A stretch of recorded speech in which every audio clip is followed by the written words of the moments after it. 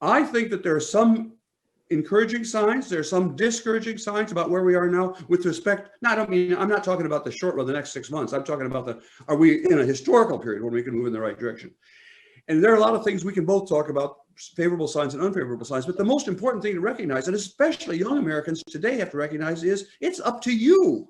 Mm-hmm. That is, you were the ones, in fact, you didn't cause this. I'm talking to my grandchildren. You didn't cause this.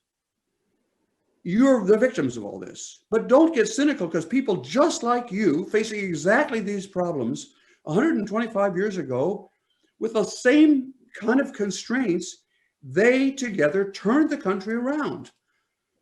I'm sorry, I get off my stool here a little bit, but that's why I don't know quite, because I don't know. I'm very hopeful about this younger generation, but that's what it turns on.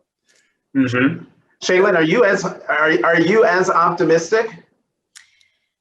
I'm optimistic mostly because the biggest lesson and the biggest message of this book is we have been in a situation breathtakingly similar to the one that we are in today, and we turn it around, right? And so if we've done it once before, why can't we do it again? And so I'm optimistic in that sense, but I think Bob's absolutely right that that's a question of critical mass. How many people are going to get on board with this idea that we need to right the ship? Now, I will say this to the question of how far into the upswing are we, or are we into the upswing yet or not?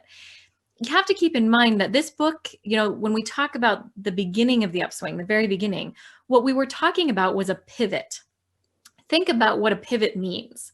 It actually means that you're standing in the same place, but before you were facing one direction and now you're facing another direction, right? So you actually haven't moved yet. So the circumstances themselves haven't changed, but you have oriented yourself and your energy in a different direction. And so there are still going to be all these countervailing forces pushing against that new direction.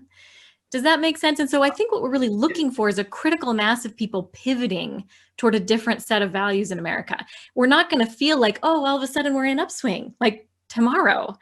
But are we going to feel that there's a growing sense of community and a growing sense of solidarity around pivoting and being willing to talk about that pivot in the moral terms that it deserves? Right. So then given the definition of pivot, because there's a great visual. Pivots happen, you haven't moved, you've just changed your direction. So is it too soon to say that 2020 is that pivot moment, given that we were in a consequential presidential election, given that George Floyd was killed on May 30th or May 25th, right? It was Memorial Day, almost smack in the middle of 2020.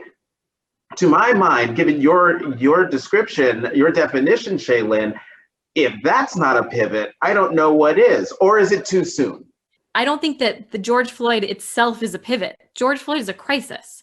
Right. Whether we pivot or not has to do with how we respond to that. And that has to do with how we use our agency and our moral agency and our citizenship agency.